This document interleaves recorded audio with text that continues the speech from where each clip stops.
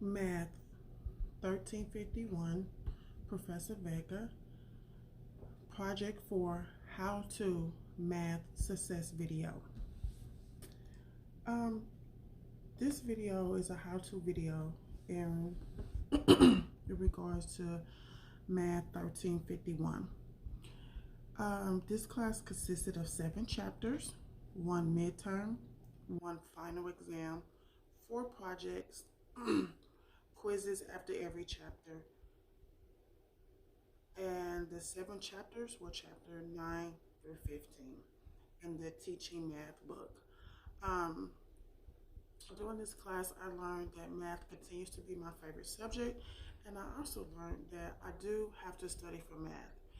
This is not a class that you can just wing and think that you're going to automatically get an A because it's a teaching math class.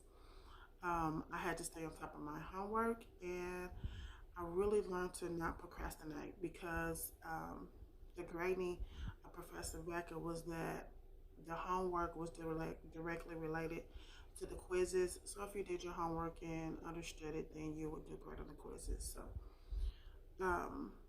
I'm now going to go ahead and start talking about the different chapters and what I did and did not like and what I learned in some of the chapters. So I will start with chapter 9. Chapter 9 consisted of 4 sections. In each chapter, Professor Vaca posted PowerPoints online for us to print off or to review of every section. So we learned in chapter 9, we talked about real numbers, which is positive and negative whole numbers or decimals. We also talked about rational numbers, which are numbers that can be expressed as a fraction or integer.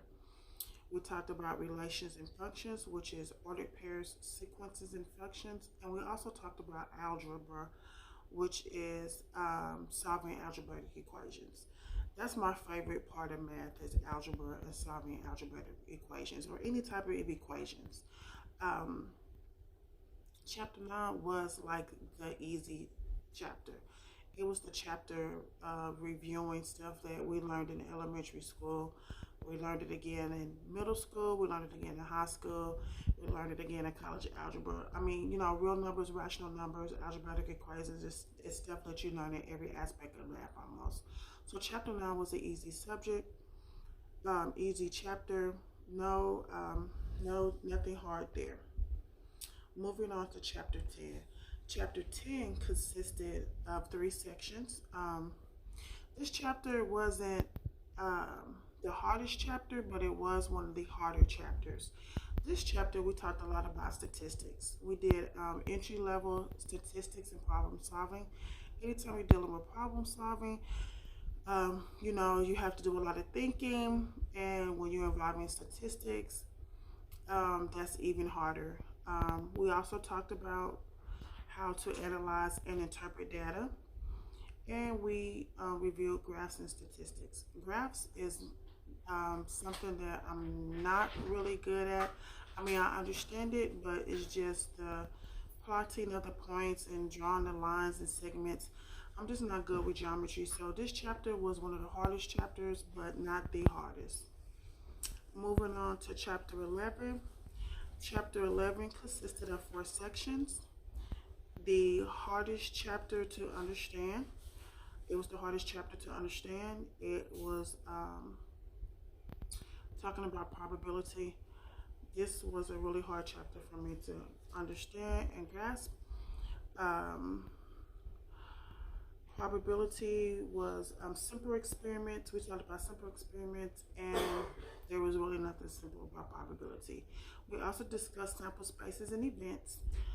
Tree diagrams, which was most definitely hard to understand. Easy to understand. That was the easiest part of the chapter was the tree diagrams. And we also talked about the fundamental counting principle, which was a concept easier to understand also as far as related to probability. Now the tree diagrams, we can only use those on simple numbers, so we couldn't use it on everything. If it was only two tiers, but we couldn't use it if we had to go to 3 or 4 tiers. So, but the tree diagrams made probability easier to understand. So, Chapter 11, my hardest chapter. We also talked about the addition and multiplication properties. We talked about permutation, where order matters. We talked about combination, where order does not matter. We talked about factorial. I love factorial. I really don't remember learning that in my high school life, but I do like factorial. I like the fact that you can also use your calculator to check to make sure you came up with the correct answer. So that was something about this chapter that I really liked. Using the counting technique was something else we learned. Odds in our favor, odds against our favor, and conditional probability. Those are all things that we learned in relations to probability in chapter 11. Chapter 12 was one of our longer chapters, and it consisted of 5 sections. This is my least favorite part of math, which is geometry. Do not like geometry. I do not like points and slopes and angles and graphing. So this was one of the harder chapters for me after probability, and not really so much hard, just that I don't like geometry. We talked about symmetry. We talked about geometric shapes, level 1, analyzing geometric shapes. We also talked about relationships between triangles, which are 3-sided shapes, and quadrilaterals, which are 4-sided shapes. We talked about points, lines, and segments. We also talked about complementary angles, which are 90 degrees, and supplementary angles, which total up to be 180 degrees. We talked about transversal and corresponding angles. We also talked about regular polygons, tessellations, and circles. This chapter, I wouldn't say was hard, but it's my least favorite part of math. So after we did chapter 12, we did a midterm over chapters 9 to 12. Professor Backer did provide us with a review, and the midterm was 25 questions. The review helped a lot. He did go over the review in class, and that helped a lot. I did still have to study, did the review again at home just to make sure I understand how to work each problem. The quiz and the review and the midterm was directly related. So once we got to the midterm, if you did your review, then you pretty much should have did pretty good on your midterm. The quizzes from our home, from review after we take the chapters, those also helped a lot. But you did have to study and look over your midterm, your review. After the midterm, we moved on over to chapter 13, which consisted of 4 sections. We talked about measurements, the English system and the metric system. We also talked about length, and length meaning perimeter, and area meaning how much being covered.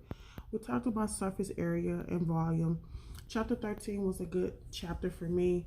When we're talking about surface area, volume, measurements, these are all things that you can kind of use equations for, or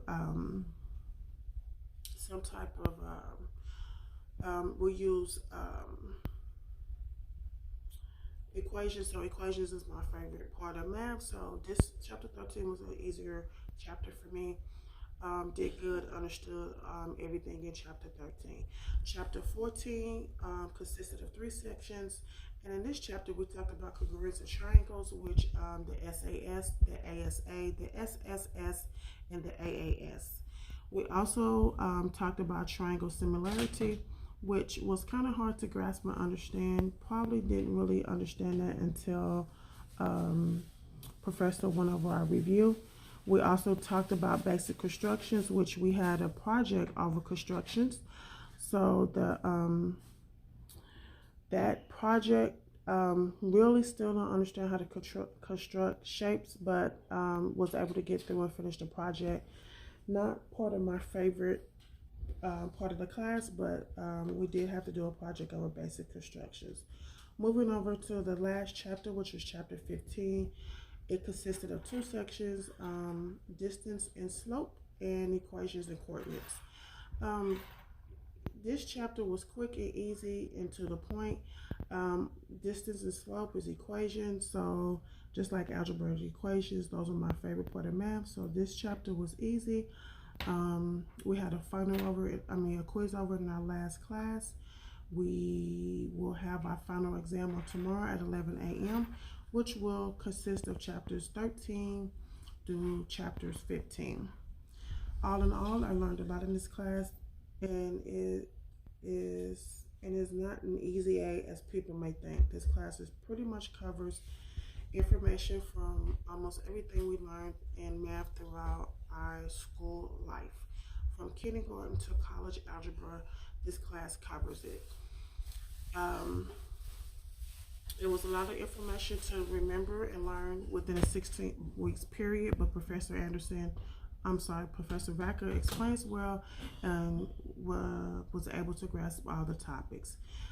This is my second time taking the class because I attempted to take it online and it was too much information to try to teach yourself a lot online. So I ended up having to take it in class and really have someone teach me the concepts.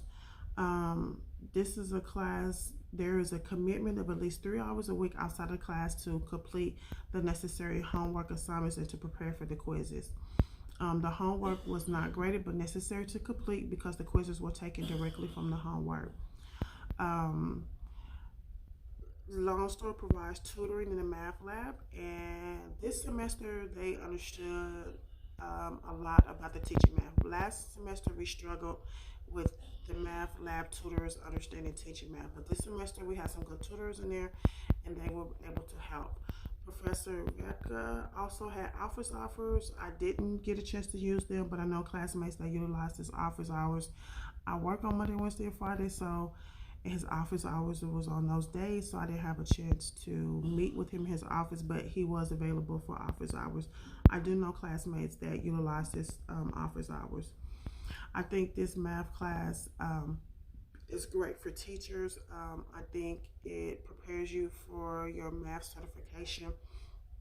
It goes over a lot of information, like I said, from kindergarten all the way up to college algebra. I think some of the concepts in this class were new that I didn't remember from high school since I've been out of high school for so long.